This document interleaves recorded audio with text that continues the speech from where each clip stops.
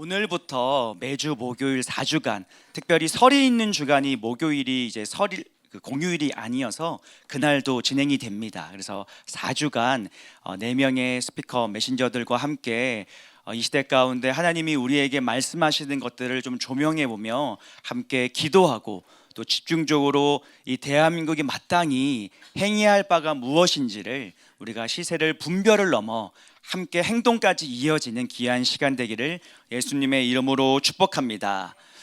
2026년 여러분, 새해가 시작되고 약 한 달여간이 지나가면서 참 세계사적으로 또 국제적으로 아주 굵직한 일들이 연일 일어나고 있습니다.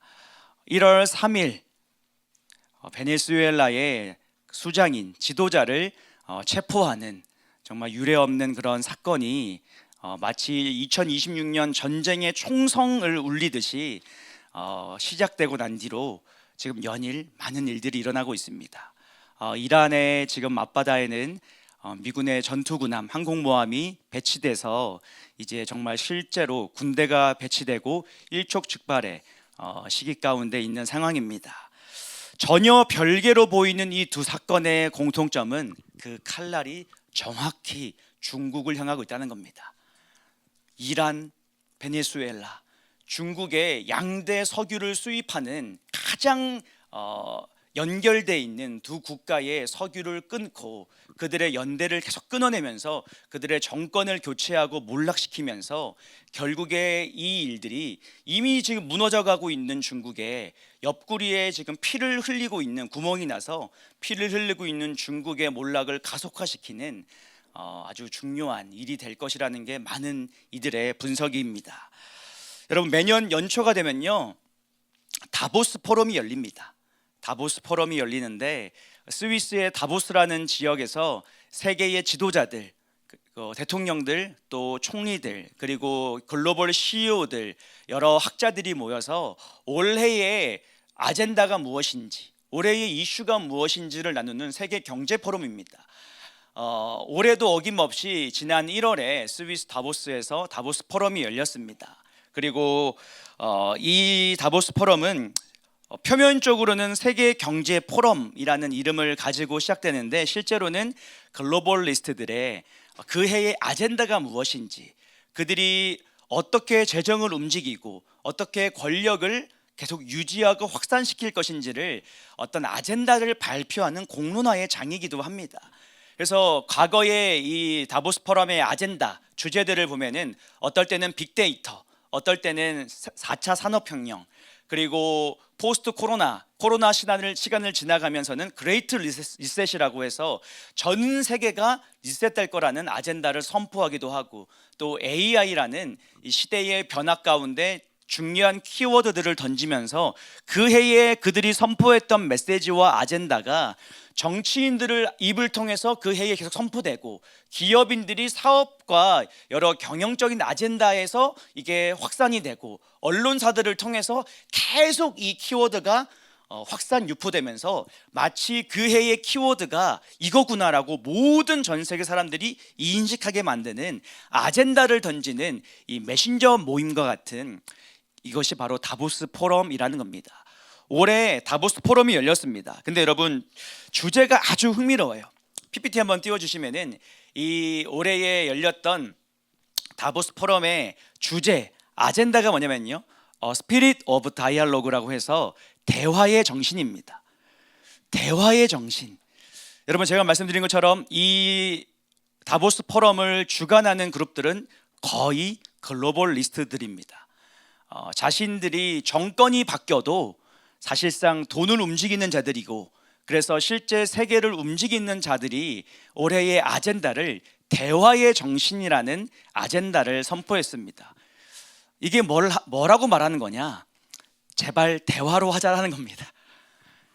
저기에 나온 수장들이 뭐라고 기조연설들을 하냐? 캐나다 총리인 마크 카니가 뭐라고 말했냐? 우리는 전환이 아니라 단절의 한가운데 있다라고 거의 울면서 얘기했습니다. 그러면서 강력한 국가들이 경제적 통합을 강압의 수단으로 활용해서 자국의 이익을 추구하는 강대국 경쟁에 심화되는 체제로 변화될 것이다. 해석하면요, 미국이 관세를 앞세워서 전 세계를 압박하고 미국의 이익을 추구하는 세상으로 심화되는데 이거는 단절이다 라고, 대화로 하자라고 선언하는 게 저 내용이었습니다. 그리고 그 프랑스 대통령 에마뉘엘 마크롱도 선글라스를 끼고 나와가지고는 규칙이 없는 세계로 전환되고 있다. 그러면서 유럽은 자국의 이익을 지키기 위해서 이제 더 이상 주저하지 말고 사용할 수 있는 도구들을 다 활용해서 적극적으로 대처해야 된다라고 얘기했습니다.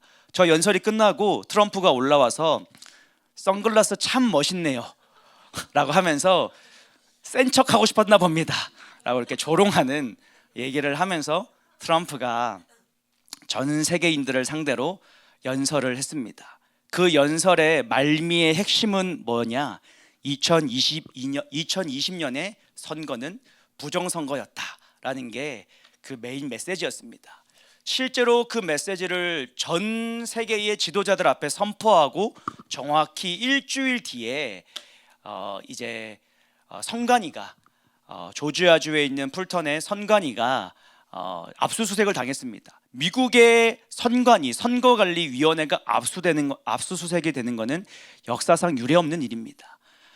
실제로 저희들이 급속하게 진행되고 있는 중에 있고, 그리고 다보스 포럼에서 나온 것처럼 올해의 메인 아젠다 중에 하나가 지오 이코노믹 리스크라고 해서 지경학적 위기다. 저게 지정학과 경제학의 합성어인데요, 어떤 국가, 미국을 말하는 겁니다. 경제적 수단을 전략적으로 활용해서 지정학적 목표를 달성하려는 접근법이 올해의 글로벌 위기다라고 저들이 두려우니까 군대 보내지 말고 경제적 제재하지 말고 대화의 정신을 미국이 기억해라, 대화로 하자라고 말하는 게 올해의 다보스 포럼의 아젠다였다는 겁니다.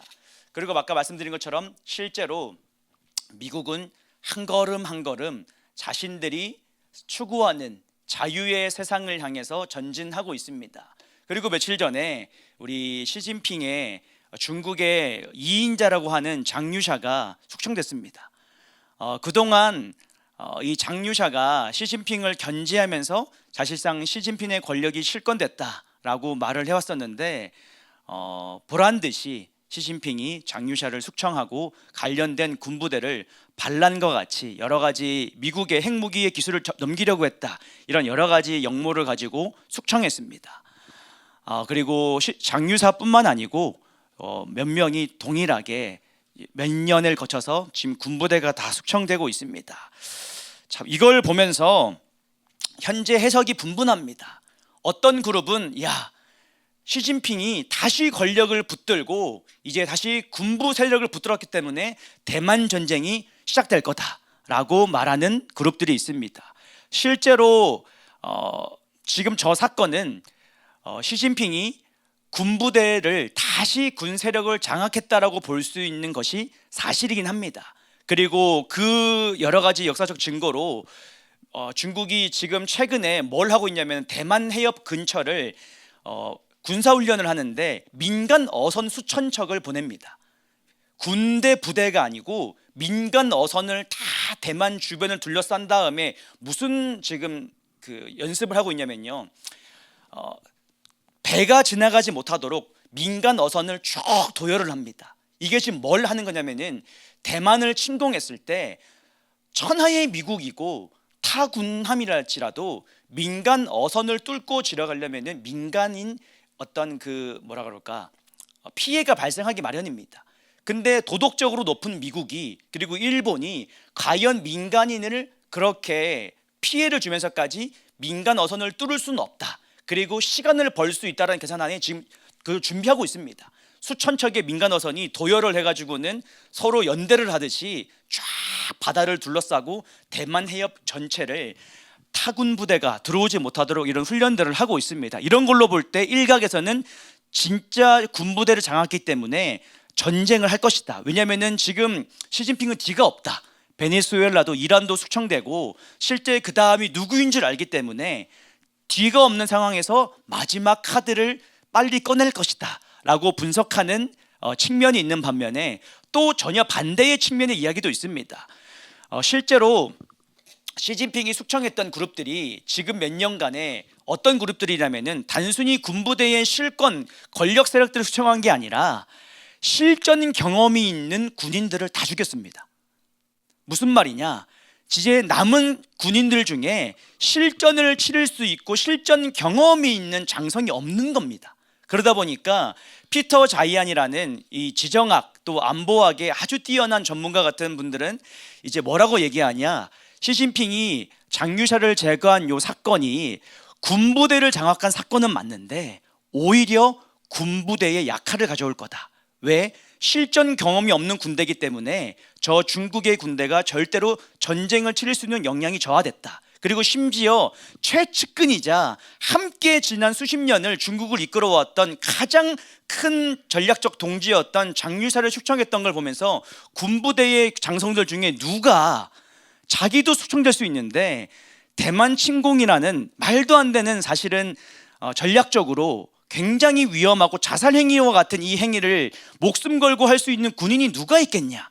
그 일이 지나고 나면 자기도 숙청되거나 시진핑이 버림받을 수 있는데 누가 저 일을 하겠냐라고 피터 자이언은 분석하면서 오히려 전쟁과 멀어진 사건이 될 것이다 라고 분석하는 얘기도 있습니다. 그리고 오늘 새벽에 트럼프와 시진핑이 전화통화로 오랫동안 대화를 했다는 속보로 나왔습니다.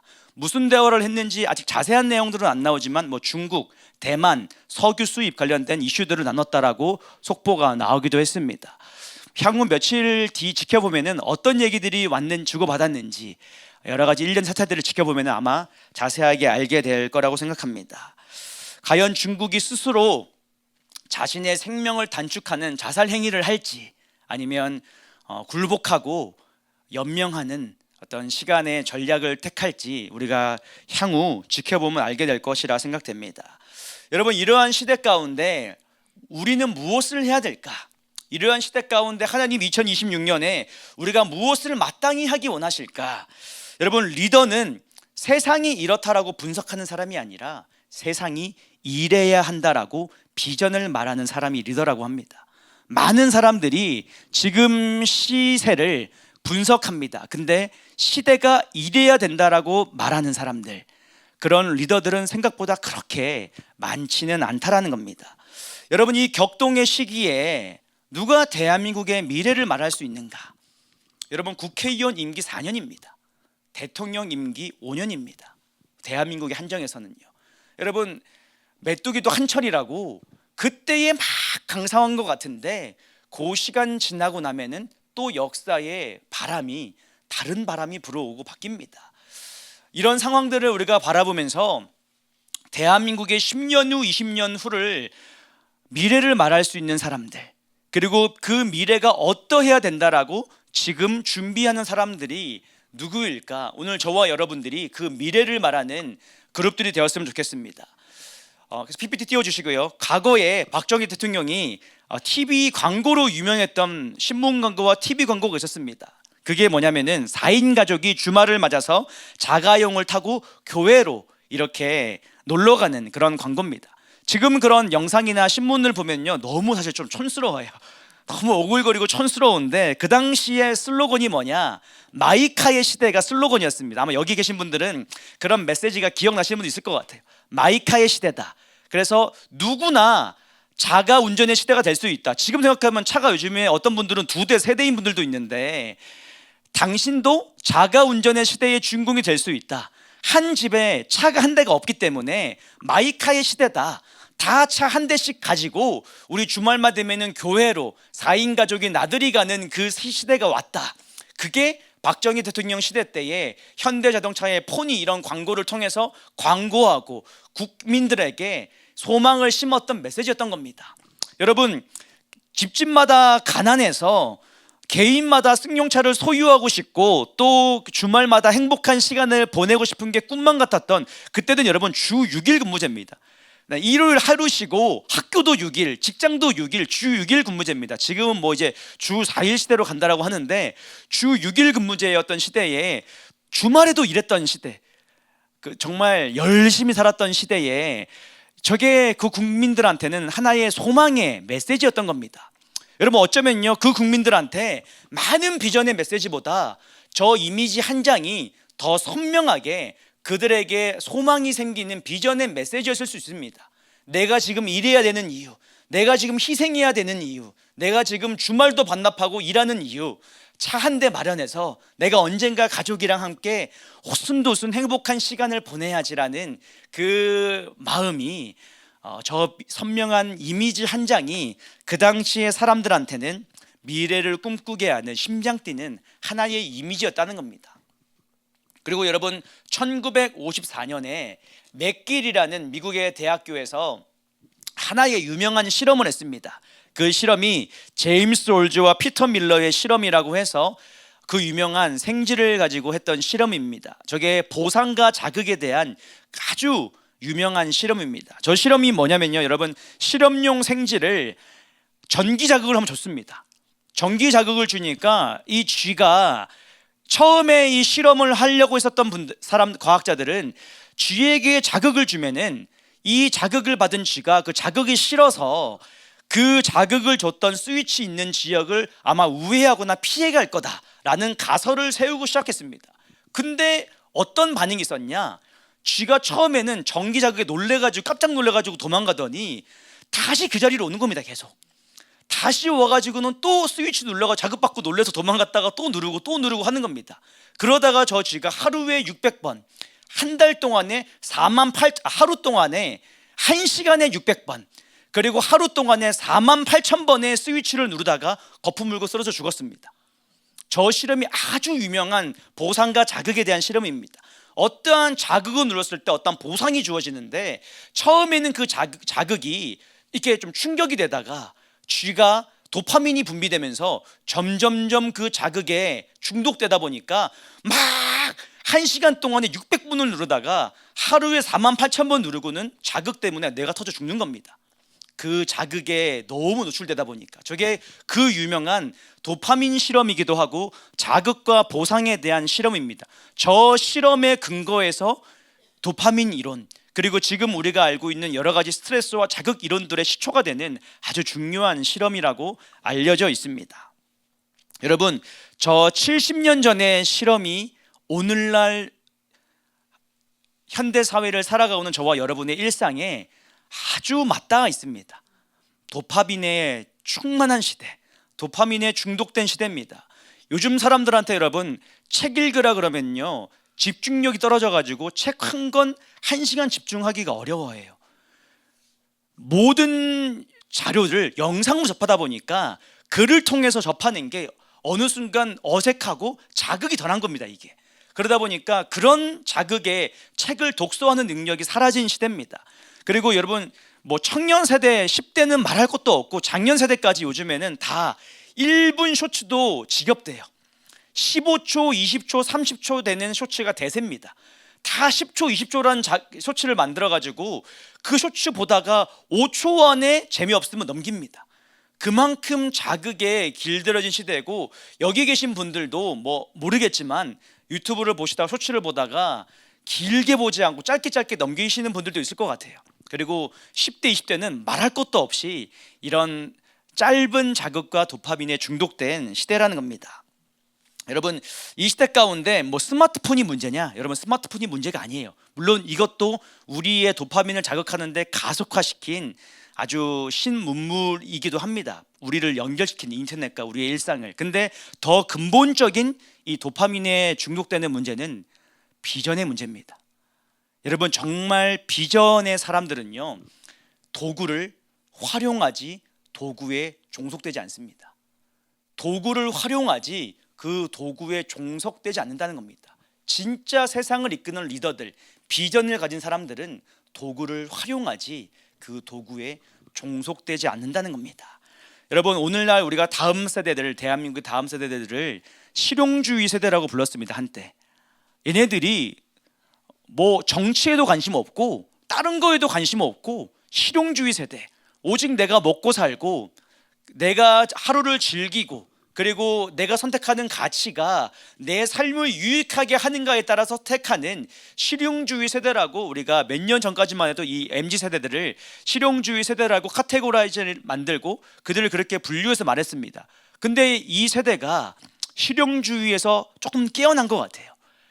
과거에는 국가라는 가치, 이 우리가 살아가고 있는 현대 사회의 이슈에 대해서 관심 가지기보다 오히려 내 삶에 지금 내가 어떤 삶을 살고 내가 어떤 부를 취하고 내 30년 뒤, 10년 뒤에 내가 어떤 경제적 자유를 얻을 것인가가 더 흥미에 꽂혀 있던 실용주의 세대에서 지금은 내가 살아가고 있는 국가의 가치, 이념, 사회의 일련의 사건들이 내 미래의 일상과 연결되어 있구나를 정확하게 인지한 각성된 세대로 지금 깨어났다는 겁니다. 근데 이 세대 가운데 리더들이 해야 될 게 뭐냐? 비전을 주는 겁니다. 그들에게 어떤 비전을 줘야 될 것이냐? 그들에게 이 도파민에 중독되는 것보다 더 심장 뛰는 비전이 뭐냐? 그 비전을 주어주는 게 이 대한민국의 오피니언 리더들과 리더십들이 해야 될 비전이라는 겁니다. 여러분, 아까 그 박정희 시대 때 가슴 뛰는 한 장의 이미지, 마치 마이카 시대라는 그 선명한 이미지처럼 오늘 이 시대 가운데 그 선명한 이미지를 우리가 만들어줘야 될 지금 중요한 시대 가운데 있다는 겁니다.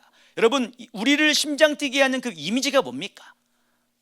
많은 이미지로 우리가 표현해야겠지만 이 마지막 시대에 주님이 오심이 가까운 영광스러운 시대에 주님의 오실 길을 예비하는 영광스러운 사명에 우리의 삶을 던질 수 있는 그것이 얼마나 이 세대만에 주어진 위대한 일인지를 인식하게 만드는 그 비전, 오늘 그것을 많은 리더들이, 또 많은 오피니언 리더들과 메신저들이 그 이미지를 만들고 선포해서 우리 이 시대에 아이에서부터 장년의 세대까지 그 마이카의 시대라는 이미지처럼 우리에게 만들어야 될 중요한 이미지인 줄 믿습니다. 여러분, 전 인류 가운데 복음이 전파되기 좋았던 시대가 있었는가? 여러분, 결코 그렇지 않습니다. 여러분, 초대교회 때는 복음 전하기 쉬웠나? 초대교회 때 성령의 역사가 그 어느 때보다 강력했던 때입니다.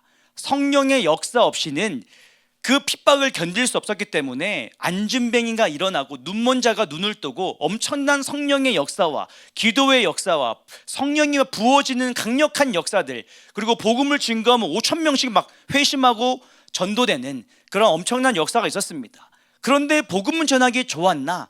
결코 그렇지 않다는 걸 우리 다 알고 있습니다. 복음을 증거하는 것만으로도 어떤 사람들은 콜로세움에 가서 사자의 먹이가 됐습니다. 어떤 사람들은 그리스도인이라는 이름만으로 전봇대에 묶여서 화형당했습니다. 결코 복음 전하기 좋았던 시대는 아니었습니다.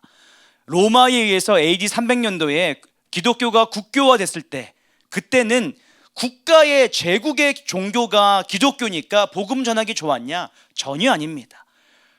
국가가 나서서 기독교가 이거야, 예배는 이래야 돼, 예전은 이래야 되고, 메신저는 이래야 되고, 메시지는 이래야 되고, 예배의 형식은 이래야 된다고 모든 것들을 규정하기 시작하면서 오히려 비기독교인들을 압박하면서 강압하기 시작했던 시대 가운데, 그 어느 시대보다 복음을 전하기 쉬운 시대라고 볼 수 있지만 그 어느 시대보다 진짜 복음을 말하기 어려운 시대였습니다. 진짜 복음을 말하면 로마에 의해서 또 한 번 핍박받았던 시대가 바로 국교화됐던 저 때의 시대였습니다. 저 시대를 수백 년을 지나서 중세의 로마 카톨릭 시대는 복음 전하기 좋았냐?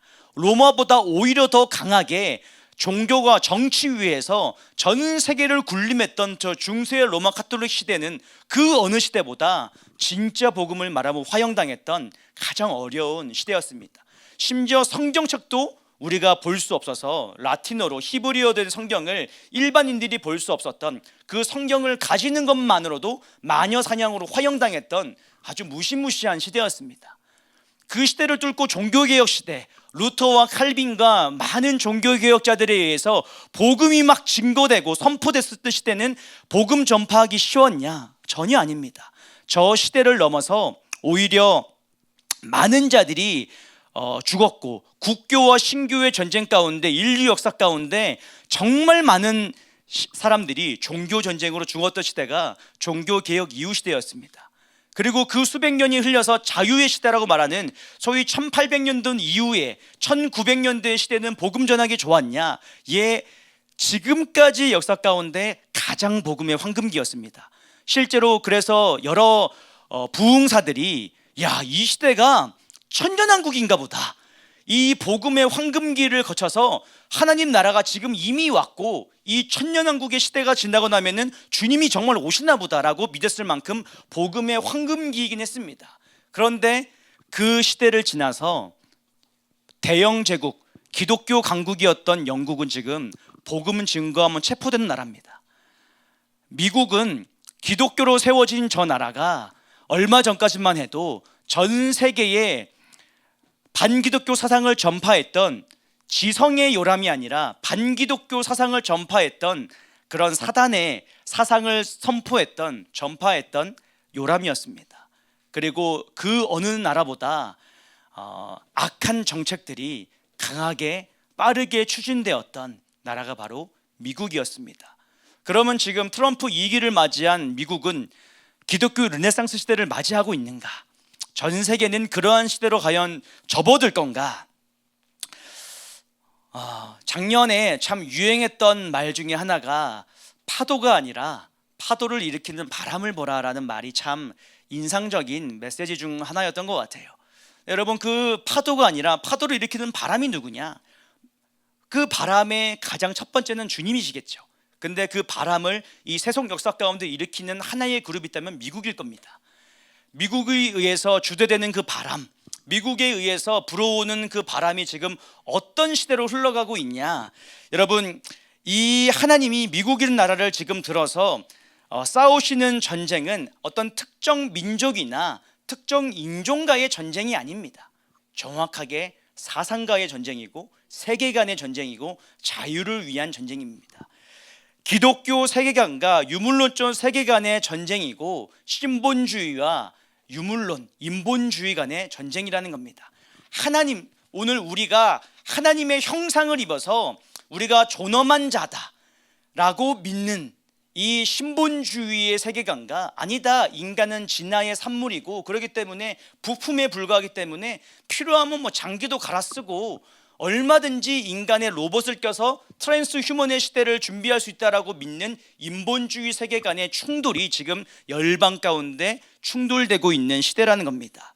다시 말해서 미국이 주도하는 개혁의 시대는 어떤 특정 국가와의 전쟁이 아니라 자유의 확산, 기독교 세계관을 확산하는 전쟁이라고도 볼 수 있다라고 저는 믿습니다.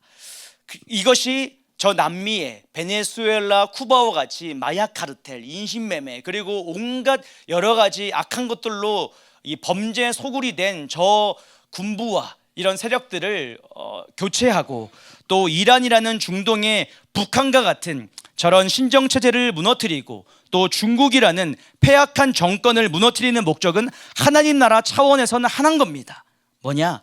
복음의 대로를 확산시키는 거, 복음의 대로를 하나님이 크게 여시는 거. 왜? 주님이 오실 날에 가까웠기 때문에 마지막 복음의 대로를 여시는 여정이라고 우리가 볼 수 있는 겁니다. 우리 PPT 한번 띄워주시고요. 그 하나님이 1800년, 1900년도 후반 이후로 근대 개신교 선교의 역사를 이런 발걸음으로 이끌어 오셨습니다. 그 세계 선교학자, 선교학의 아버지라 거의 불릴 만큼의 귀한 이 선교학자 중에 랄프 윈터라는 선교학 박사님은 근대 개신교 선교 역사를요 크게 세 가지 시대로 분류했습니다. 첫 번째 시대가 뭐냐? 해안선 지역 시대라고 해서 소위 윌리엄 캐리, 그 인도 선교의 아버지라 불리는 윌리엄 캐리를 중심으로 한 그 대륙을 중심으로 보면은 해안 지역, 바닷가 인근 지역의 중심으로 된, 여러분 인도가 거의 많은 면들이 해안에 근접해 있는 나라입니다. 아시죠? 그래서 인도, 윌리엄 캐리를 필두로 해안선 인근의 지역들, 나라들로 가서 이제 선교를 했었던 시대가 바로 해안선 지역 시대입니다. 이게 근대 선교의 1세기, 1세대, 또 1기 시대라고 부릅니다. 그때부터 이 선교사들이 온갖 죽음을 각오하고 해외 선교를 감당하면서, 저 당시에 아프리카 지역에 선교를 갔던 분들은 2년 이상 살아남는 분들이 거의 없대요, 여러분. 20명이 선교를 가면은 19명 정도가 2년 내에 죽었습니다. 풍토병에 걸려서 다 죽었습니다. 해안에서 선교를 하는데도 불구하고. 그러다 보니까 적절한 치료를 받지 못하고 그 2년 내에 많은 사람들이 죽었던 시대가 저 바로 해안선 선교 시대였던 겁니다. 열악하고 정말 무모했던 시대임에도 불구하고 복음을 위해 목숨을 아끼지 않았던 시대가 바로 저 1세대 해안선 선교의 시대였습니다. 그리고 2세대 2기 선교가 어떻게 진행되냐면요, 이 허드슨 테일러라고 하는 중국 내지로 선교를 들어오기 시작했던 이 내륙 지방 선교가 활성화되기 시작했던 시대를 우리 선교의 2기라고 부릅니다. 실제로 이 허드슨 테일러가 1854년에 중국 복음화 협회 소속으로 중국에 도착했는데, 들어가다 보니까 이 해양 지역에서 내륙으로 들어가야겠다라는 비전을 받고 1865년에 그 유명한 중국 내지 선교회를 출범을 하고 내지로 들어갑니다. 당신만 해도 같이 갔던 동료들이 야, 내지로 가면 다 죽는다, 거기는 거의 오지와 같고 어떤 세상이 어떤 사람이 우리를 기다리는지 알 수가 없다라고 말했을 만큼 단절됐던 시대에 아니다, 하나님의 복음은 더 깊이 들어가야 된다라고 목숨을 걸고 내지로 들어갔던 시대가 저 허드슨 테일러의 내륙 지방으로 들어갔던 내지 선교의 시대입니다. 그때에 이 허드슨 테일러처럼 해외 선교를 위해서 내 목숨을 아끼지 않겠다라고 말했던 소위 학생 자원 운동 SVM이라고 말하는 이 운동이 막 급격하게 미국의 유수한 명문대를 중심으로 막 일어나면서 그 당시에 1886년부터 1940년 요 약 60년 가까운 시간 동안에 2만 500명이 전 세계로 선교사로 파송 나갔습니다.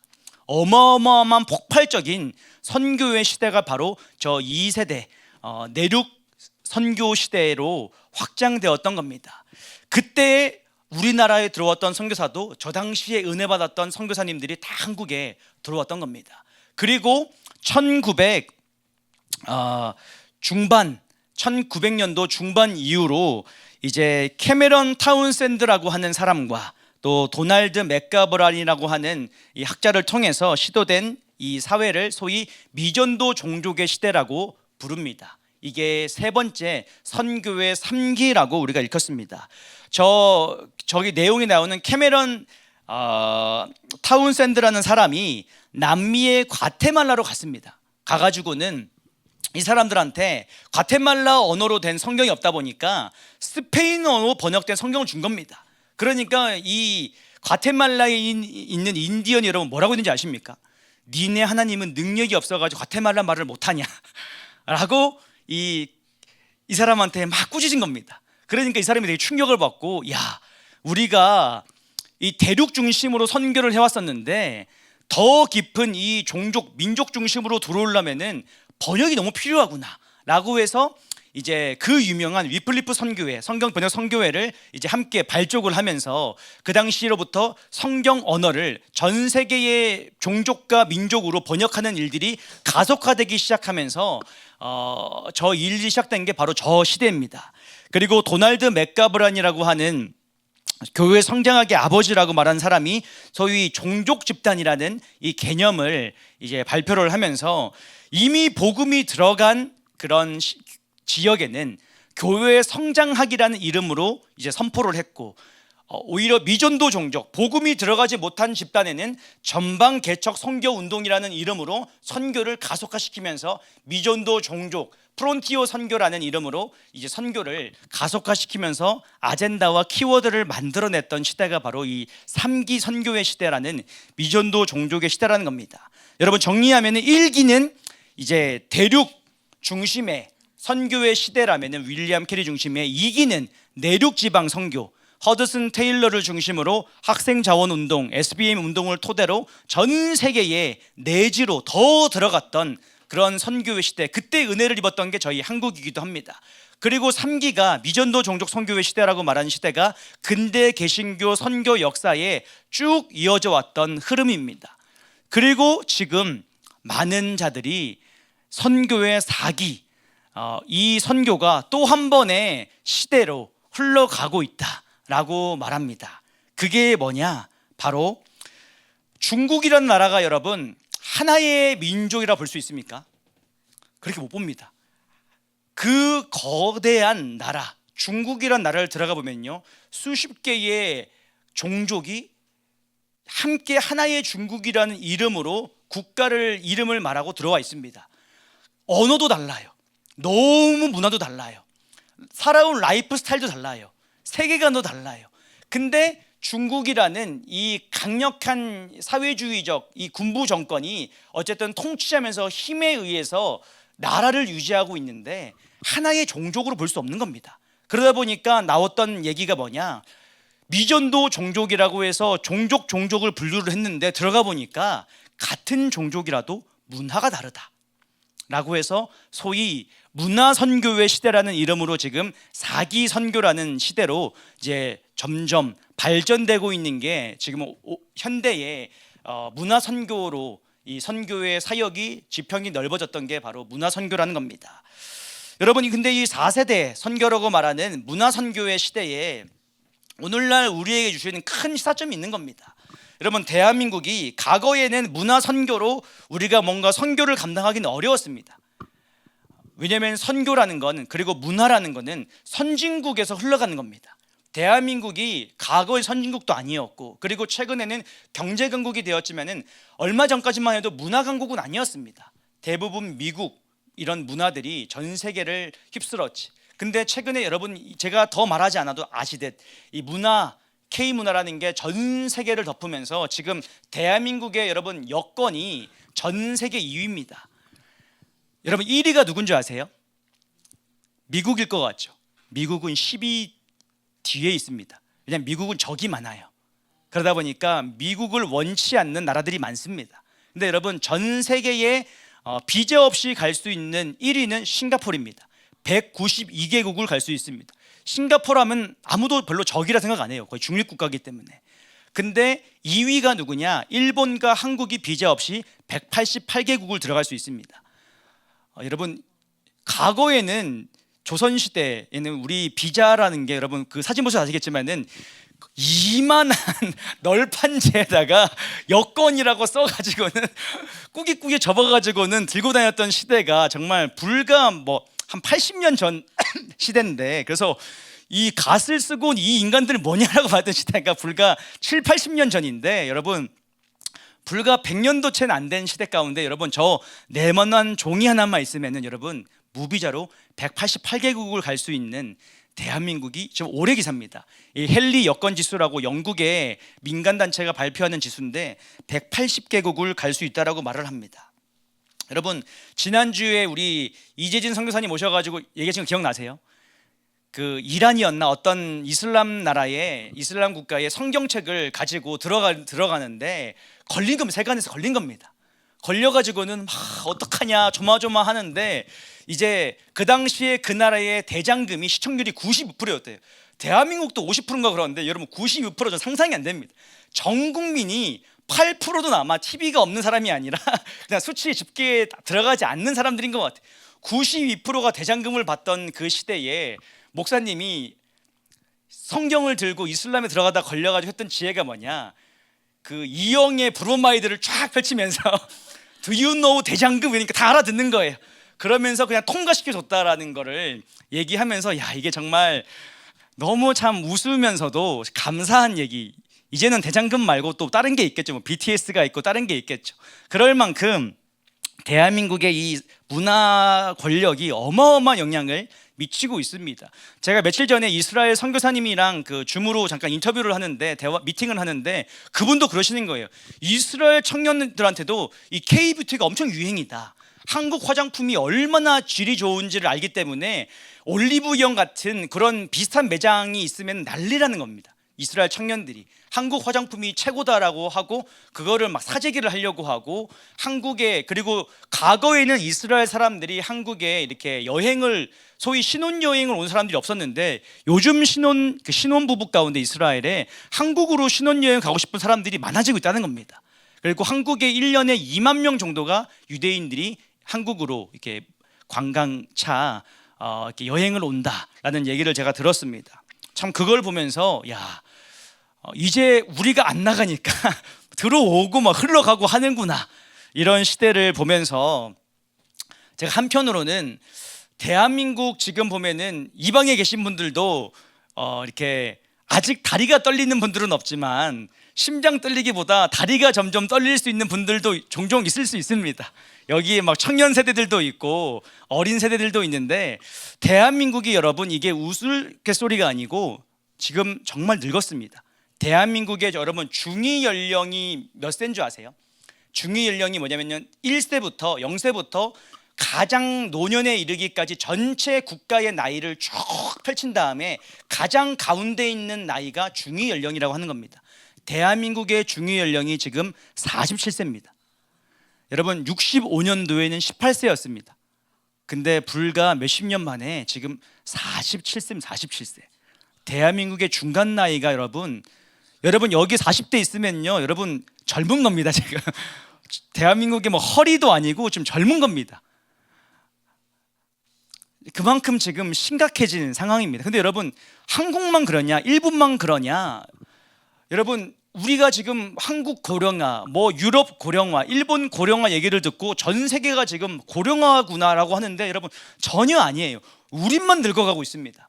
여러분 이거 2024년 자료인데요, 인도 중위 나이가 몇 살인지 아세요? 28세입니다. 나이지리아 중위 연령 몇 세인지 아세요? 17세입니다. 에티오피아 18세입니다. 여러분 전 세계는 젊습니다. 이게 지금 별로 실감이 안 오시죠? 제가 세계 지도로 가져왔습니다. 파란색이 중위 연령이 10대, 노란색이 20대, 주황색이 30대, 빨간색이 40대입니다. 대한민국과 일본과 캐나다, 북미 지역은 빨갛습니다. 유럽은. 근데 여러분 저 중앙아시아, 동남아시아, 그 다음에 이슬람권 전체는 다 20대입니다. 그리고 전 아프리카 지역은 10대입니다. 여러분 저것만 봐도 뭔가 느껴지는 게 있지 않으세요? 선교지는 다 젊다는 겁니다. 선진국들은 다 늙어가는데 선교가 필요한 중동, 중앙아시아, 그 다음에 아프리카, 그리고 남미 일부 지역들, 선교가 필요한, 복음화가 필요한 저 어려운 지역들은 다 10대, 20대라는 거예요. 근데 쟤네들이 우리도 안 보는 BTS 이런 거 춤을 추고 있고 그렇다는 겁니다. 여러분 하나님이 영성이었으면 눈치라도 있으라고 지금 이렇게 하나님이 하시는 일들이 있다라는 겁니다. 여러분 이걸 보면서 우리가 어떤 일들을 해야겠느냐? 여러분 세계의 선교에 아까 그 1기, 2기, 3기, 4기라는 선교 지역이 확대되었다라면은 선교의 방법론도 점점 발전했습니다. 1세대 선교가 뭐냐? 그 유명한 서신 선교 시대입니다. 여러분 초대교회 때 선교의 도구의 가장 핵심은 문서였습니다. 사도 바울도 서신으로 문서를 남겼고 그 문서를 전파하면서 메시지를 계속 전파했고, 물론 광장에서 외쳤고 가정에서 모였고 구전과 구전으로 복음을 증거했던 것은 시대를 막론하고 있었던 선교의 방법이지만 가장 핵심적인 방법은 서신이었다는 겁니다. 편지를 써서 에베소에 있는 교회 공동체에게 전하기도 하고 그 당시에 있는 사람들한테 선교 전략을 말하기도 하고 니네 교회의 문제에 대해서 어떻게 전략적으로 해라라고 티칭해 주기도 하고, 서신 선교가 교회를 강화시키고 선교를 하게 했던 하나의 방법 중에 핵심 키워드였다는 겁니다. 그러면서 선교를 함에 있어서 당시에 기술과 인프라가 빠질 수 없는 겁니다. 그 당시에 로마가 전 세계의 길을 만들고 전 세계의 길이 로마로 통한다라는 그 기술과 인프라는 터 위에, 그 로마가 닦아놓은 인프라 위에, 소위 그 플랫폼 위에 전 세계로 그 주변국들로 복음이 증거되었던 게 바로 서신 선교의 1세대 선교였던 겁니다. 그리고 2세대 선교가 뭐냐? 소위 1900년도 중반대부터 일어났던 라디오 전파 선교입니다. 여러분 저 빌리 그레함이 처음부터 라디오로 방송을 한 게 아닙니다.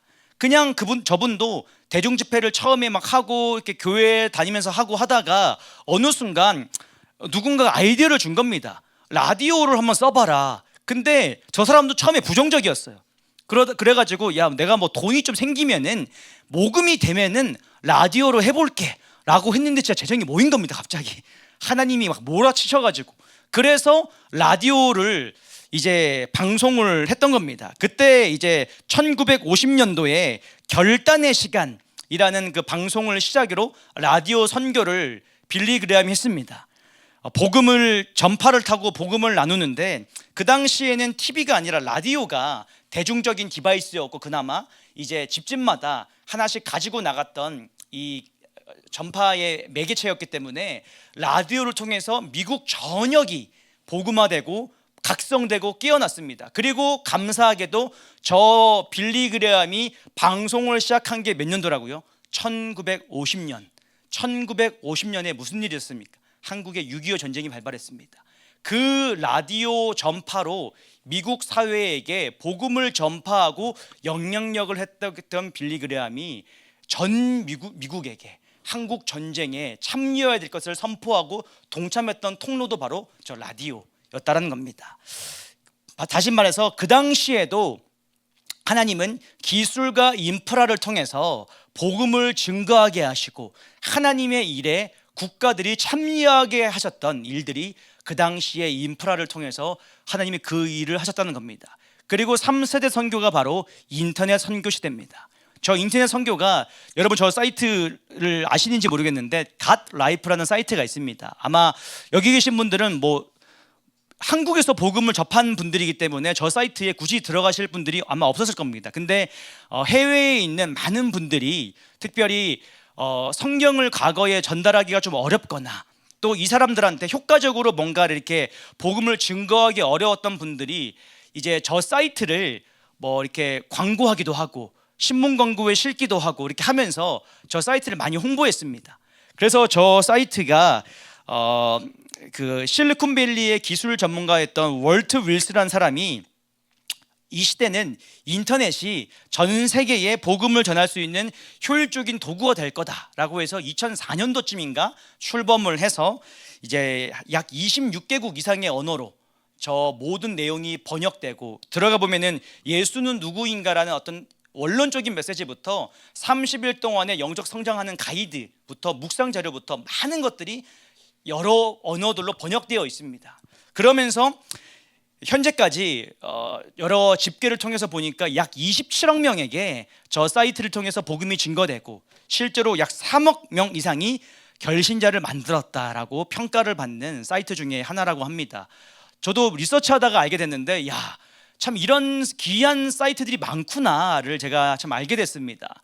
근데 여러분, 그 다음 그럼 시대는 뭘까? 4세대 선교는 뭘까? 저희는 그거를 플랫폼 선교라고 보는 겁니다. 여러분, 인터넷 선교와 플랫폼 선교는 한 끗 차이예요. 그 인터넷 선교에서 연장선에 있는 게 바로 플랫폼입니다. 저 인터넷도 플랫폼이 될 수 있죠. 근데 플랫폼 선교와 기존의 인터넷 선교의 차이는 뭐냐? 그 정확한 차이는 연결, 그리고 동시간, 이 접점을 만들어낼 수 있는 동참, 이런 것들이 플랫폼이 가지고 있는 특징이라는 겁니다.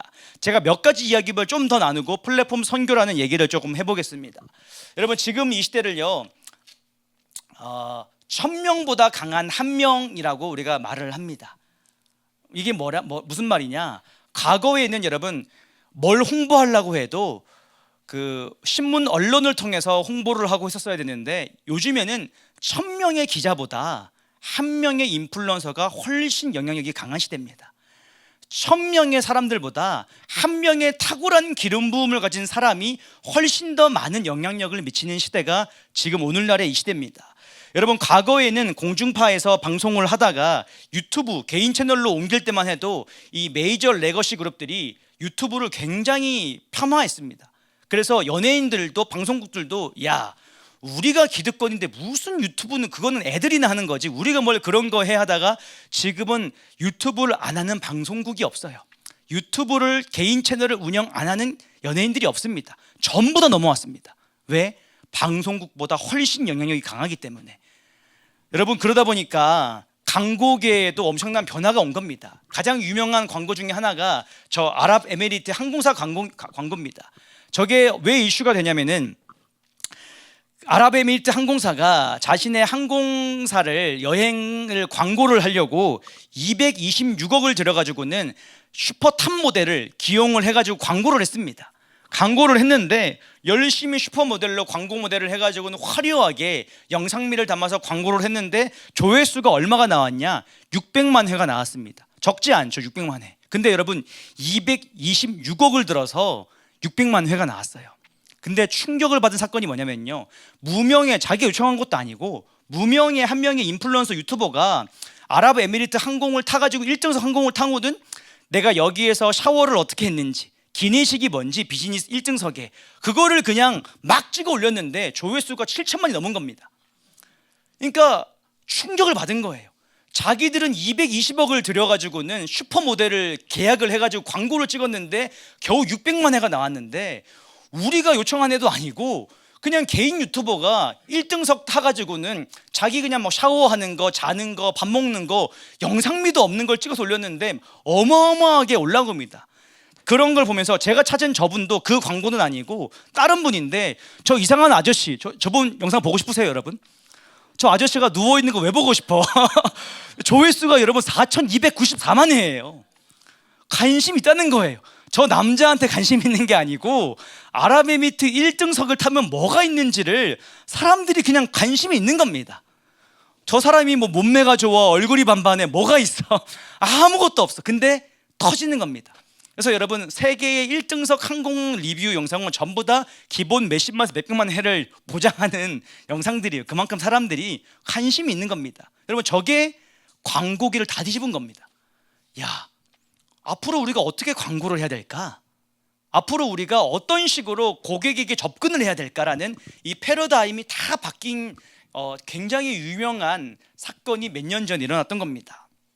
여러분, 이게 단순히 TV에서 레거시 미디어에서 이 유튜브로 전환되었다라는 것을 넘어서는 일인 겁니다. 여러분, 많은 자본이 투입된 것보다 요즘 사람들이 투박해도 날 것을 원해요. 투박해도 심지어 막 영상이 흔들리고 소리가 나오다가 막 끊기고 뭐 이래도 그냥 그 자체를 자연스러운 것으로 받아들이는 게 지금 유튜브를 소비하는 많은 사람들이 느끼는 이 날 것 그대로의 감성이라는 겁니다.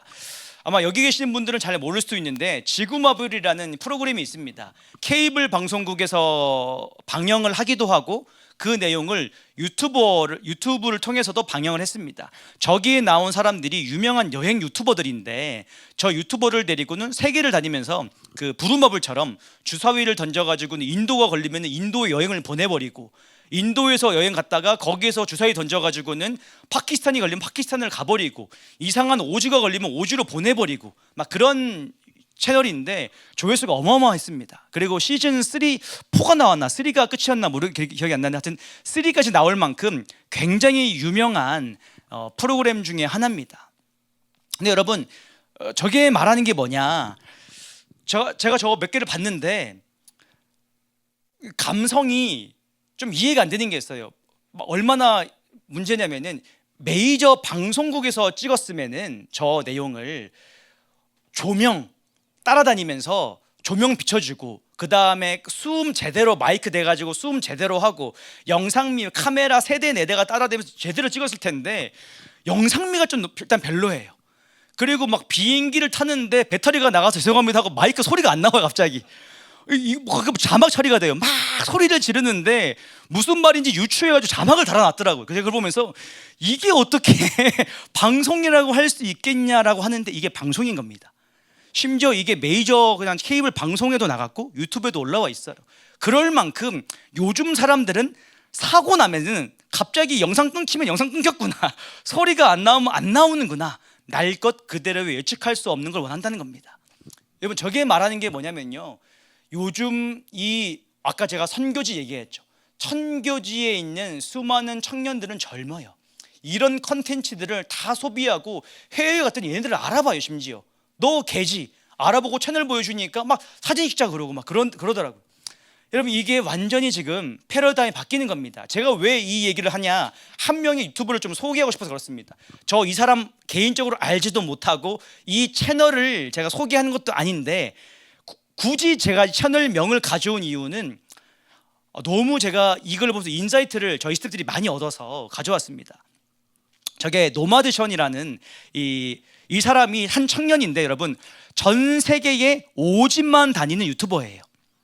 그 진짜 이름도 모를 5집만 다닙니다. 극한의 5집만 다니는 사람인데 이 청년이 영상 하나를 본 겁니다. 뭘 봤냐면요, 97년도 제작된 스리랑카의 그 집시 영상들을 본 겁니다.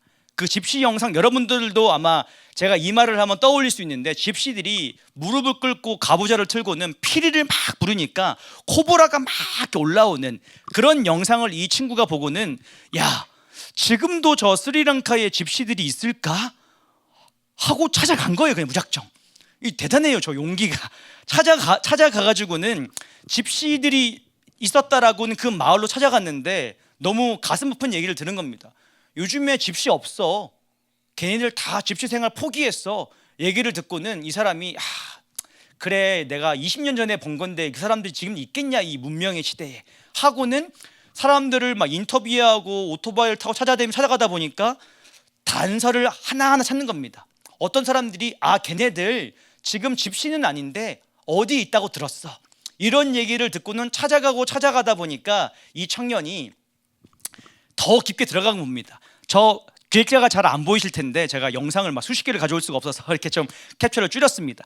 왼쪽 위에 있는 저 여자아이가 이 남자를 보고는 영어로 쓰는데 바로 알아봐요. 너 한국에서 왔어? 라고 예스 그러니까 갑자기 얘가 BTS 춤을 춰요. 오지에 있는 애예요. 오지에 여러분, 스리랑카에 있는. 그러면서 얘가 너무 신기해가지고 야, 나도 그 노래 잘 모르는데 네가 알아? 막 이러면서 막 하니까 저 여자 자기 안다는 겁니다. 그러면서 뭐 자기는 한국이 좋다, 뭐 BTS에 뭐 누가 좋다, 막 이런 얘기를 막 해요. 그러면서 집시를 찾아갑니다. 단서를 추적하고 찾아갔더니 저 두 번째 사진, 파란색 옷 입은 저 사람이 이제 집시 마을에 있는 한 명이에요.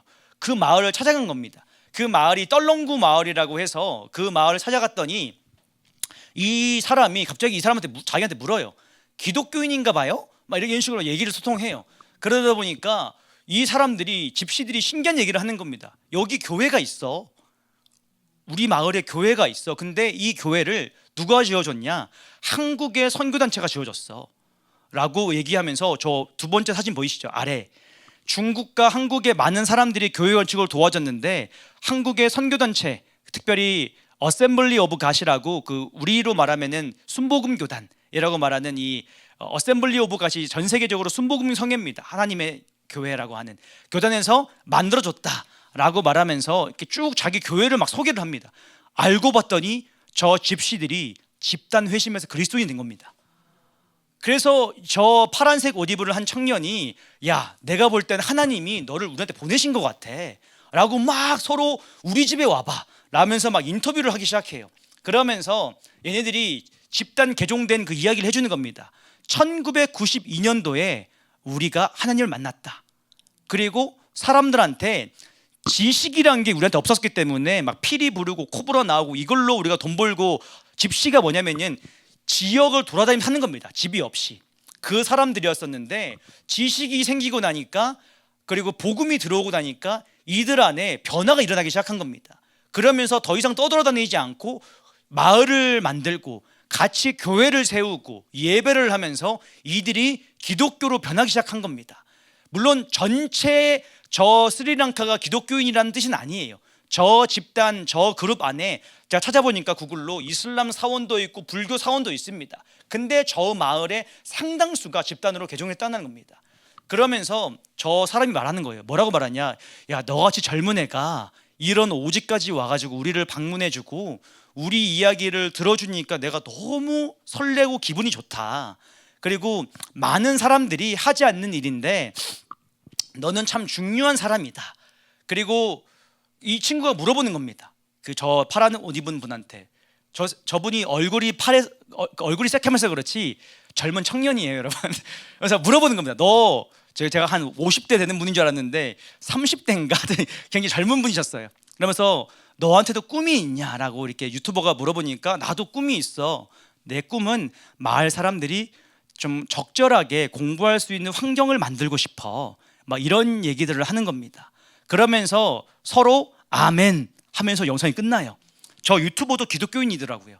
근데 저 유튜버가 다른 나라 다닐 때는 그런 색깔이 없습니다. 근데 저 영상에서는 본인도 너무 신기해서 자기는 피리 불러서 뱀 나오게 한 사람 찾아간 건데 집단 개종된 얘기를 보면서, 그리고 그 과정 가운데 선교사들의 얘기를 이 유튜브 영상에 실려 있는 겁니다.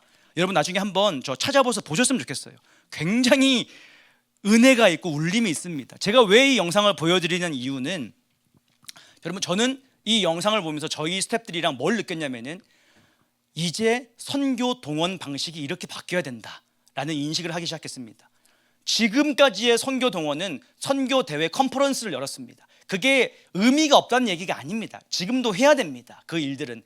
그런데 그렇게 선교 동원을 해서 헌신자들이 점점 줄어들고 있어요. 왜? 선교지에 대한 관심이 줄어든 겁니다. 젊은 세대들 가운데. 근데 제가 저 영상 보고 나니까 저도 저 스리랑카 가보고 싶어요. 저 떨렁구 마을에 가서 저 사람들이 어떻게 예배하는지, 그리고 내 인생의 한때에 저들 가운데 복음을 심고 싶다는 마음이 저도 막 생기더라고요.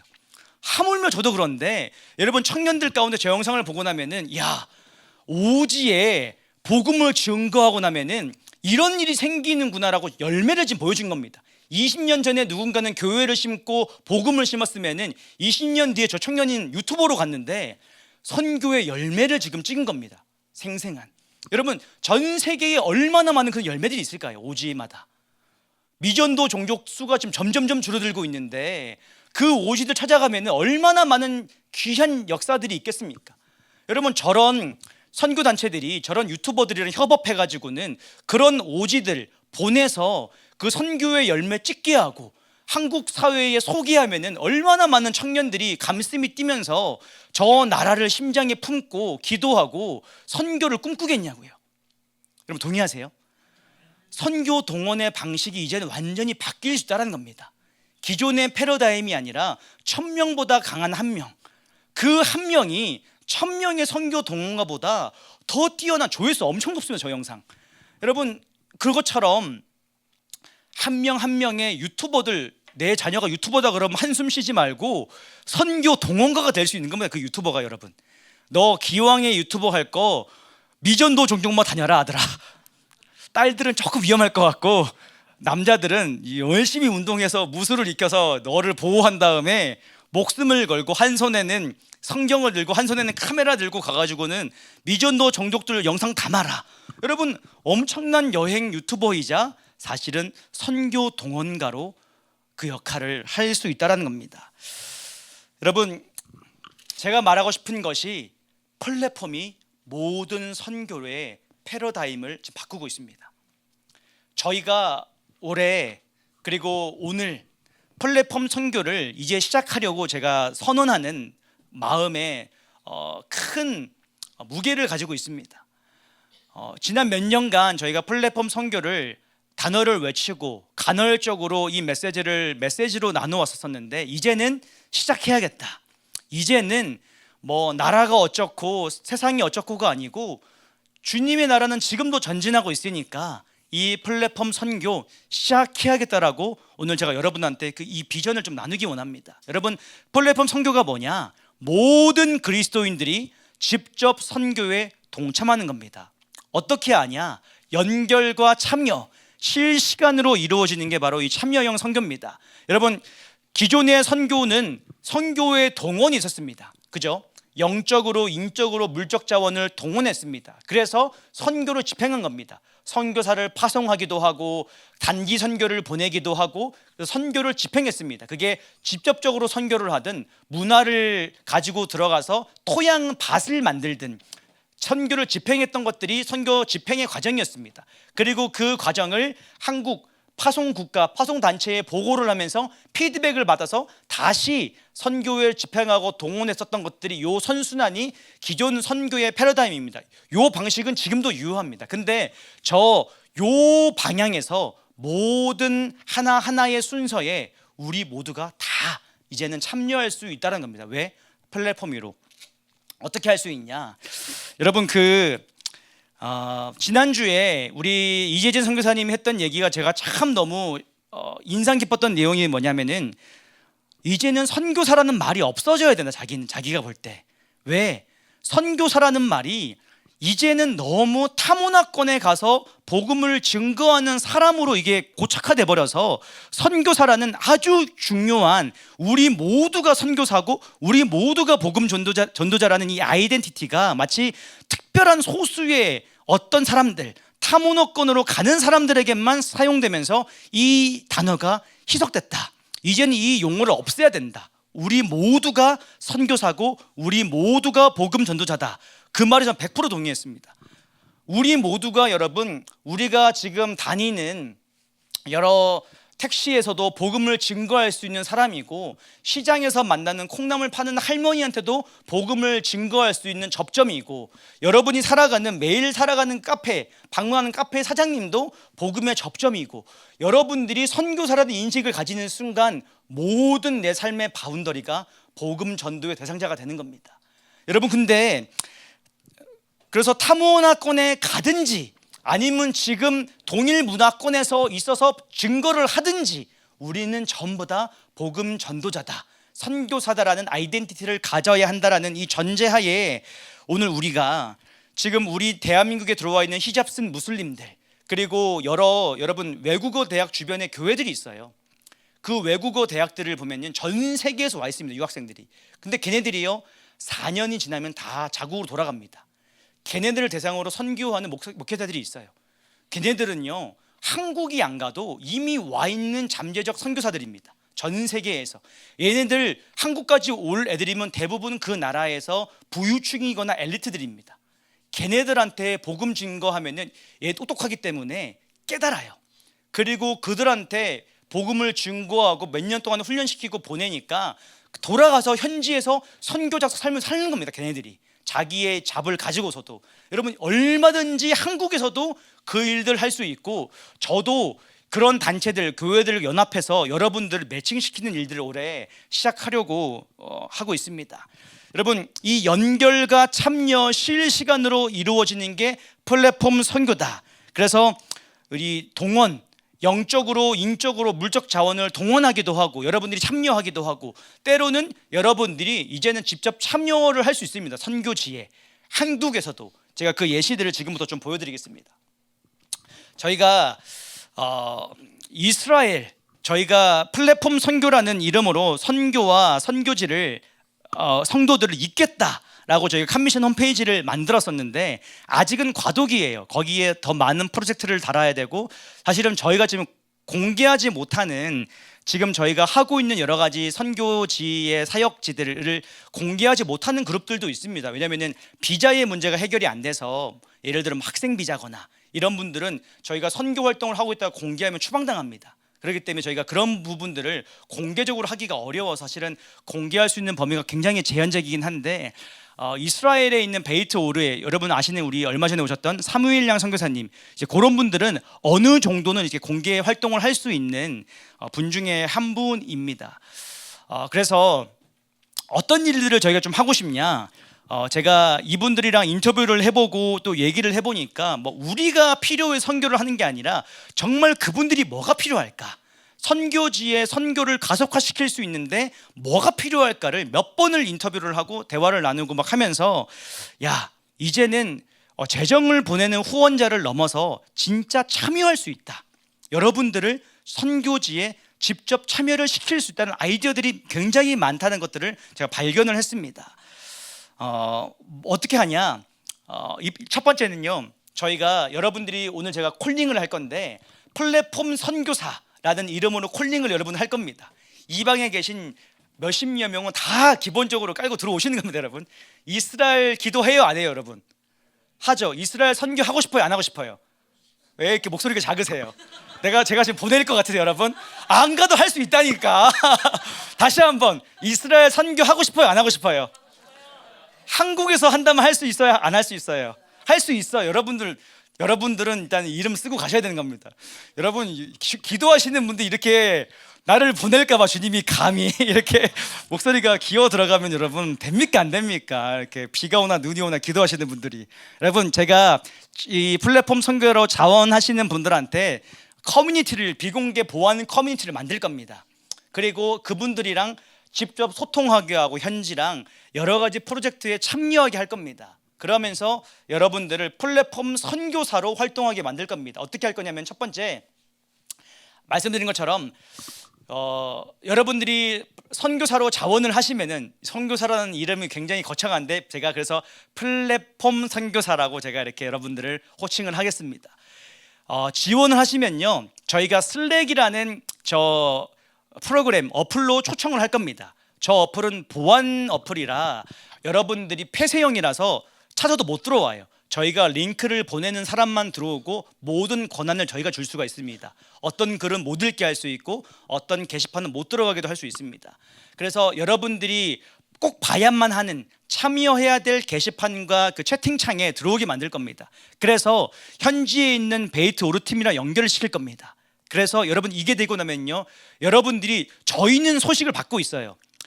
뉴스에 안 나오고 이스라엘에 지금 어떤 일이 일어나고 있는지, 어떤 현지 소식들이 있는지 이거를 공개를 하기가 어려운 내용들도 분명히 있어요. 그런 내용들을 저 방에 현지에 있는 팀들이 막 올려주실 겁니다. 그럼 여러분들이 지금 이스라엘에 이런 일이 있구나, 뭐 불구남소 얘기를 하는데 이런 일이 있었구나, 막 이런 실제로 성경적인 예언에 대한 일과 여러 가지 선교에 되는 일, 그리고 여러 전쟁에 대한 이야기들, 이런 것들을 현지 막 기사들도 종종 보내주시기도 하고 하면서 현장에 있는 따끈따끈한 소식들을 여러분들한테 보내주실 겁니다. 그러면서 여러분들이 이제는 이스라엘 위해 기도합니다가 아니고 진짜 이스라엘의 소식을 접하면서 저 팀의 사역을 위해 일하면서 실질적으로 구체적으로 기도할 수 있는 겁니다. 그러면서 뭘 하냐면은 제가 조금만 더 얘기를 드리면은 저 이스라엘에, 우리가 뭐 이스라엘의 좋은 얘기들 많이 듣는데 사실 이스라엘 굉장히 어렵습니다. 어떤 게 어렵냐면은 전쟁에 대한 트라우마가 굉장히 많아요. 저 나라 안에 사실은 우리는 사실은 북한과 한국이 휴전이라고 하고 미사일을 쏜다라고 하는데 감각이 굉장히 더딘데, 저들은 오늘 밤에 알람 울리면 벙커로 들어가야 됩니다. 그러다 보니까 실제로 친척들이 죽기도 하고 포로로 최근에 막 끌려가기도 하다 보니까 이 전쟁에 대한, 사실은 자기도 모르는, 괜찮다고 하지만 트라우마 같은 게 좀 있어요. 어떤 부분에 있어서 이스라엘 군대를 믿고 이스라엘 군대가 우리를 지켜줄 거라는 확신은 있지만은 어떤 트라우마들이 있다는 겁니다. 그리고 더 중요한 거는 전 세계에서 수십 년을 다른 나라에 살다가 알리한 사람들이, 여러분, 이스라엘 나라를 모였는데 하나가 될까요, 안 될까요? 쉽지가 않아요. 사실 같은 언어를 쓰려고 씨름을 하고 히브리어를 가리키고 하는데 여러 가지 살아온 배경이 너무 다른 겁니다. 그러다 보니까 힘들어요, 여러 가지 이 하나 되는 게. 그리고 또 동시에 이스라엘의 물가가, 여러분 가보시면 알겠지만 살인적입니다. 이스라엘 가서 맥도날드 가시면요, 맥도날드 빅맥 세트 하나가 2만 원이 넘어요. 한국에서 5천 원, 6천 원이면 먹는 거 저희가 2만 원이 넘습니다. 외식 한 번 하면은 1, 20만 원이 그냥 나옵니다. 그러다 보니까 외식하기도 어렵고 굉장히 인플레이션이 높습니다. 사실 이스라엘이 물가가 굉장히 높아요. 그러다 보니까 알리야에서 온 부모들이 맞벌이하는 부모들도 굉장히 많더라고요. 그러다 보니까 애들이 방치돼요. 한국처럼 방치돼서 가뜩이나 알리야에서 왔는데 문화도 다른데, 심지어 부모들은 일하다 바쁘고 애들이 밤마다 타락하는 겁니다. 상처도 많고 중독에 빠지고, 너무 내부적으로 들어가면은 기적의 땅인데 아픔이 많은, 어느 나라는 안 그렇겠냐마는 이스라엘도 겉으로 보이는 것과 달리 여러 가지 선교사님들의 얘기를 들어보면 그런 아픔들이, 청년들한테 그런 고통들이 많이 있는 겁니다. 그래서 실제로 우리 베이트 오르 팀이 그런 청년들한테 전공이 심리학이시기도 해서 목회기도 하지만은 이제 걔네들한테 그런 것들을 치유하기도 하고, 또 상담을 통해서 접근을 하기도 하고, 또 한국어를 가르치면서 접근하기도 하고, 이런 식으로 다양한 방식으로 그들한테 마음을 다루고 또 한국 문화를 전하기도 하면서 접점을 만들어내는데, 여러분 이 일들을 저분들만 할 수 있냐? 여러분들도 하실 수 있어요. 여러분, 한국어를 잘하는 것과 한국어를 잘 가르칠 수 있는 건 분명히 좀 다르긴 합니다. 한국어를 잘한다고 한국어를 잘 가르칠 수 있는 건 아니에요. 분명히 한국어 교원 자격증이듯이 배워야 하는 어떤 그런 기술들은 분명히 있을 겁니다. 근데 이 방에 계신 분들 중에 제가 어떤 은사가 있는지 모릅니다. 유튜브로 보시는 분들 중에 어떤 은사가 있는지 모릅니다. 여러분, 저 베이토로에 계신 선교사님 두 분이 상담하려 그러면 일주일에 정말 시간을 아껴도 몇 명 못해요 사실. 근데 한국에 있는 예를 들어 상담 관련된 기독교 탁월한 분들이 현지에 있는 분들 매칭이 된다, 그러면 줌으로도 할 수 있는 거예요. 이해되세요? 한국어 교육을 자격증 있는 분들이 내가 이거 배워서 어디 써먹나 하는 분들이 연결되면 세계 선교지의 한국 문화를 가르치는 접점으로도 플랫폼으로 지금 그 일을 할 수 있는 겁니다. 이해되세요? 이거 다 지금 가능하다고요. 여러분들이 잠만 조금 시간만 바꾸면 세계 시간 다르니까 얼마든지 플랫폼 선교사로 해외에 나가지 않고도 지금 그 일들을 어느 정도 접점을 만들고 도와드리고 섬길 수 있는 일들을 다 할 수 있다는 겁니다. 저런 일들을 저희가 할 겁니다. 그러면서 한 달에 한 번일지 모르겠는데 뭐 정기적으로 준비가 되시면은 줌으로 이제 기도회, 플랫폼 선교사님들과 함께 베이토로 팀이 기도회를 할 겁니다. 이제 저 팀이 프로젝트 리더인 겁니다. 이 전체 프로젝트를 이끌어가는 리더라면은 여러분들은 함께 참여한 팀원이자 플랫폼 선교사 동역자들이 되는 겁니다. 그러면서 직접 현지 소식들을 듣고 기도하는 과정들을 하게 됩니다. 또 그러면서 아까 말씀드린 것처럼 현지인들을 뭐 지금 당장엔 조금 어렵겠지만 연결을 할 수 있습니다. 실제로 그런 것들을 가능하다고 말씀하셨고, 이 청년들이 그 한국 화장품 이런 거에 막 열광하고 K푸드 이런 거에 열광합니다. 제가 카자흐스탄에도 보니까 카자흐스탄 저희 알리아 센터에 어떤 분이 한국 그 어떤 회사에서 라면을 엄청 기증을 받아가지고 유대인들 알리아 하려고 준비하는 애들한테 라면을 배포를 해주셨는데 애들이 얼마나 행복해하는지, 그 라면이 뭐라고 애들이 막 펄쩍펄쩍 뛰면서 막 좋아하는 거예요, 여러분. 근데 이 사실 알리아 하는 이스라엘에 돌아온 친구들이 가난한 분들이 사실 많습니다. 왜냐하면 현장에서 터잡고 있는 분들 잘 안 움직여요. 왜냐하면 자기 직업 버리고 가는 게 쉽지 않거든 사실. 그러다 보니까 보통은 어려운 분들이 알리아를 많이 합니다. 그러다 보니까 얼마든지 한국이 가지고 있는 문화와 컨텐츠와 이 뭐 라면과 화장품과 여러 가지를 가지고 얼마든지 선교의 접점을 다양하게 만들 수도 있습니다. 그러면서 여러분들이 선물만 보내는 게 아니라 기도하면서 편지를 쓸 수도 있는 겁니다. 손편지를 쓸 수도 있고, 그래서 이런 것들을 현장에 있는 어떤 청년들한테 매칭이 돼서 보내주면은 그분들이 얼마나 현장에서 마음을 여는 열쇠가 되겠어요, 여러분. 너무 좋아한다는 거예요, 정말로.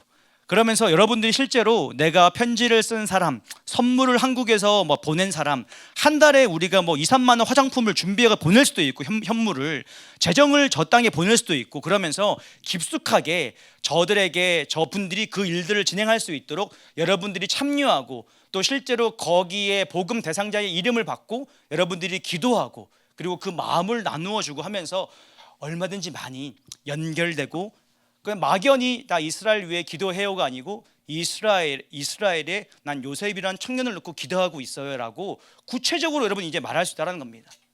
그러면서 이스라엘이 정기적으로 절기 문화입니다. 그래서 절기 때마다 이스라엘의 여러 이렇게 큰 넓은 광장 같은 거에 여러 문화 행사들이 많이 열려요. 근데 거기에 부스를 설치하고 한국 문화를 막 이렇게 전할 수도 있다고 하더라고요. 근데 그럴 때 저거 참 사진이 여러분 되게 실감 나는데 AI로 만든 겁니다. 여러분 AI로 요즘에 뭐 다 만들어낼 수 있어요. 제가 한국 문화를 입은 자가 이스라엘 청년을 이렇게 선물을 주는 문화 체험 영상을 만들어 보라는데 이미지를 너무 잘 만들었어.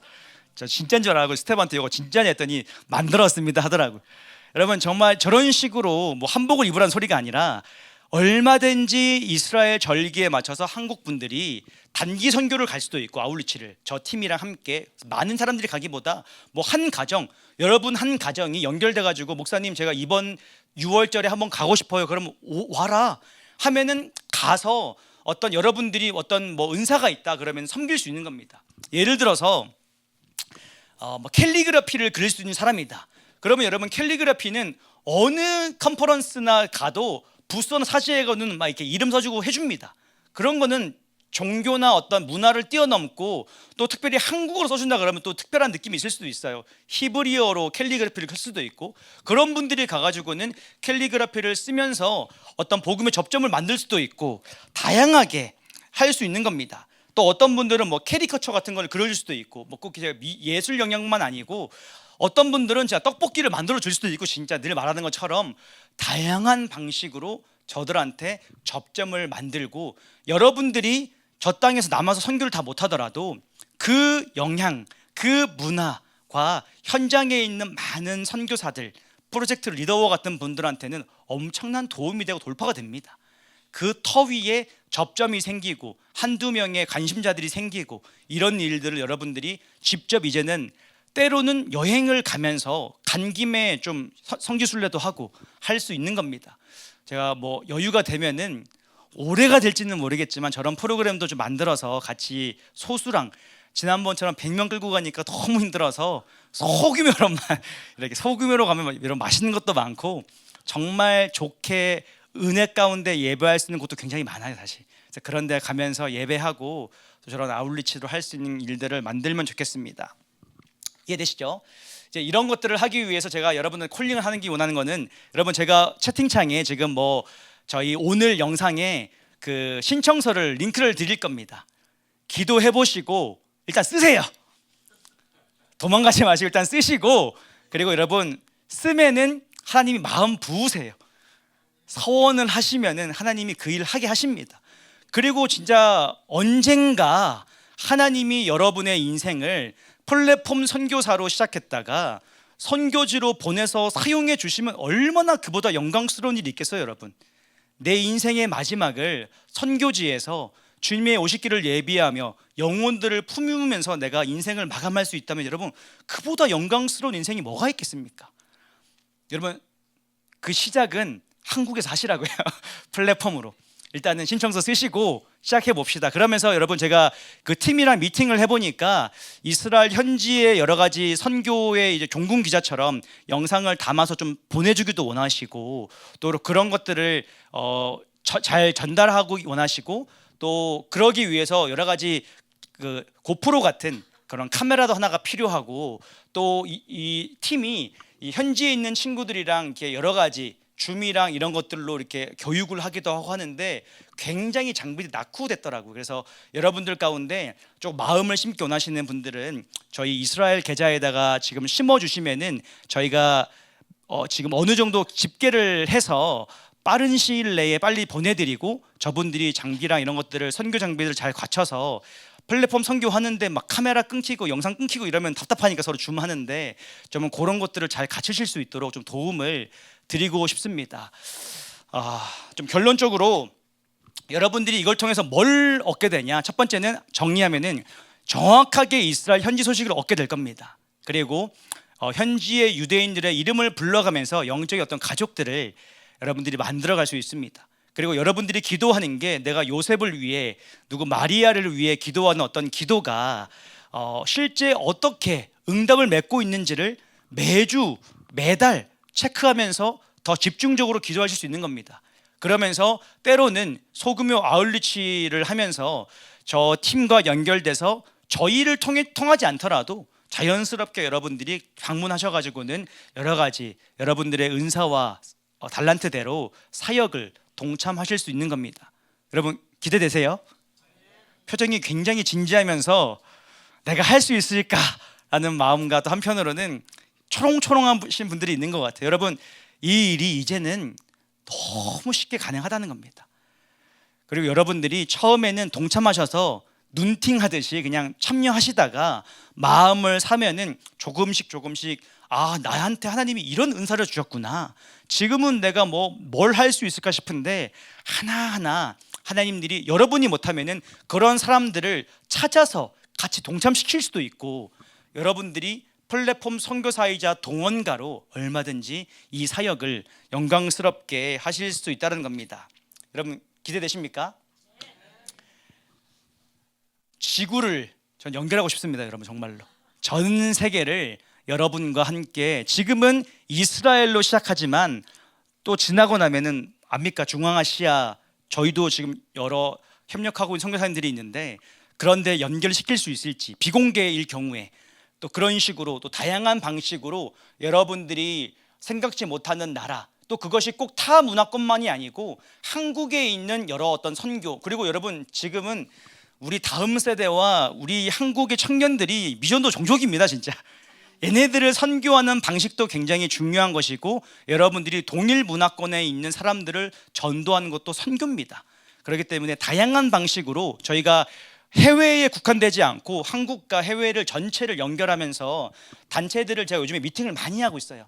그분들과 미팅을 하고 공개되지 않는 미팅일지라도, 공개되지 않는 프로젝트일지라도 여러분들이 마음을 담아주시면은 때로는 연결을 시키면서 자연스럽게 연결될 수 있도록 여러분들에게 그 귀한, 저희가 정말 부족하지만 플랫폼이 되고 싶은 마음이에요. 그래서 여러분들이 함께 이 꿈을 꾸고 정말 주님의 오실 영광스러운 길을 예비했으면 좋겠습니다. 시간이 많이 지났는데 여러분 함께 좀 기도했으면 좋겠습니다. 여러분, 부흥의 역사를 살펴보니까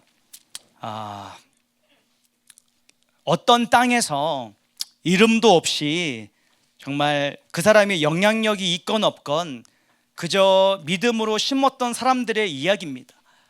우리나라에 성경책을 가져다 주었다라고 그 유명한 토마스 선교사, 영국에 가보면 영국은 토마스 선교사의 존재조차 모릅니다. 여러분, 한국에 선교를 했다는 존재조차 잘 몰라요.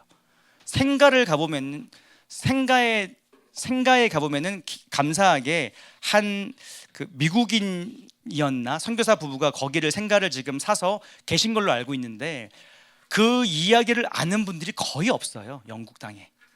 그런데 여러분, 대한민국은 토마스 선교사를 다 기억합니다. 여러분, 마찬가지로 여러분들이 하시는 이 사역들, 앞으로 우리가 열어갈 이야기들, 한국에서는 유명하지 않은 일일 수 있습니다. 그런데 그 나라, 어떤 지역, 어떤 사람들한테는 인생에서 역사를 바꿨던 키퍼슨들이 될 수 있고 하나님 나라의 부흥의 씨앗들이 여러분들이 될 수 있다는 겁니다. 여러분, 제가 2년 전부터 여러 가지 마음의 갈등들이 있어가지고 감사일기를 열심히 막 써보려고 씨름을 했습니다. 밤마다 자리에 앉아서 하루를 돌아보면서 감사일기를 쓰고, 하나님 오늘 이러한 것들 감사합니다. 이러한 것들이 참 어려움은 있지만 너무 감사합니다. 이렇게 감사일기를 썼습니다. 근데 이게 시간이 지나니까 이게 참 제가 의지가 강한 편인데 쉽지가 않더라고요. 이렇게 뭐 피곤하면은 내일 쓰지 뭐 하고 넘어가다가 일주일이 지나고 어느 순간 한 달째 안 쓰고 있고, 그러다가 제가 작년 말이죠, 송구영신 예배를 저희 가족 애들이랑 같이 또 집에서 먼저 드리는데, 애들한테 제가 늘 연말이 되면 꼭 하는 게 있어요. 얘들아, 한 해 동안 뭐가 제일 감사했냐. 8살, 6살, 1살 애는 뭐 옆에서 울기만 하지만은 8살, 6살 애들은 말을 잘 하거든요. 그러니까 뭐가 제일 감사했냐 이렇게 물어보면은 그 조망한 입술로 올해 뭐가 감사했다고 얘기를 곧잘 해요. 뭐가 속상했냐 그러면은 뭐가 속상했다. 아빠가 많이 안 놀아서 속상했다. 아빠가 키즈 카페를 잘 안 가서 속상했다. 이런 자기만의 얘기들을 해요. 또 뭐가 제일 감사했냐 그러면은 아빠가 그래도 밤에 책 한 권 읽어줘서 너무 감사했다. 뭐 이런 소소한 이야기들을 나름대로 이렇게 합니다. 그리고는 송구영신을 지났습니다. 그리고는 새해를 밝았는데 애들이 그게 너무 좋았나 봐요, 뭔가. 그래서 제가 자기 전에 항상 애들을 씻고 이렇게 머리에 손을 얹고 기도를 해주고 재우는데 그날도 기도를 해주고 재우려고 이제 자하고 이렇게 뽀뽀를 해주고 나오는데 갑자기 첫째가 그러는 겁니다. 아빠, 오늘 뭐가 감사했어? 딱 물어보는 거예요. 제가 이렇게 뭐야? 하고는 제가 오늘 하고는 뭐가 감사했지? 라고 했더니 얘가 깔깔대면서 나는 오늘 뭐가 감사했어 이렇게 얘기를 하는 거예요. 그리고 6살 된 애가 걔는 절대 어디 빠지지 않거든요. 아빠, 나도 뭐가 감사했어 막 얘기를 하는 거예요. 그리고는 그래 너무 이렇게 훈훈하게 잠들었습니다. 다음 날이 됐는데 애들이 또 하는 거예요. 아빠, 오늘도 해야지 뭐. 이러니까 감사한 거 애들이 이게 놀이가 된 거예요, 갑자기. 그래서 제가 지금 한 달째 하루도 빠짐없이 내가 너무 피곤해가지고 어느 날은 그냥 좀 자라 하는데 해야지 막 이러면서 애들이 오히려 저한테 감사하는 마음을 막 불러일으켜줘요. 근데 제가 감사라는 게 얼마나 소중한 걸 알면서도 사실은 막상 이게 여러분 쉽지 않아요. 매일 감사한다는 걸 상기한다는 게. 근데 애들이 오히려 이렇게 게임처럼 이걸 해주니까 제가 너무 감사하더라고요. 그리고 돌이켜보면은 오늘 하루 내가 별로 감사한 게 없는 것 같은데 그냥 애들한테 뭐라도 말해야 되니까, 또 그게 뭐 맛있는 거 먹어서 감사했어가 아니고 어쨌든 이 감사가 이 아이들이지만은 하나님으로 인해서 내가 뭐가 감사했다를 조금씩 전해주고 싶어서 자꾸 찾는 거예요. 저도 제가 뭐 이렇게 발이 다쳤었는데, 발이 다쳤지만 그래도 오른발은 걸을 수 있어서 감사했다. 얼마든지 하나님이 찾아주셔서 내가 이렇게 말씀도 증거하고 귀한 우리 스태프들이랑 예배할 수 있어서 감사했다. 뭐 작은 감사지만 하나하나를 나누는 겁니다. 제가 왜 여러분 이 얘기를 드리냐면요, 오늘 우리나라의 처한 상황을 보면요, 감사하기가 너무 어려워요. 정말 저도 하루에도 10번씩 분노가 쏟아져 올라와서 기사를 보면서 너무 힘이 듭니다. 근데 기도해야 되니까 봐요. 사실은 너무 괴로워요. 근데 제가 밤마다 감사로 이거를 치환하면서 우리가 싸워야 될 영역은 있습니다.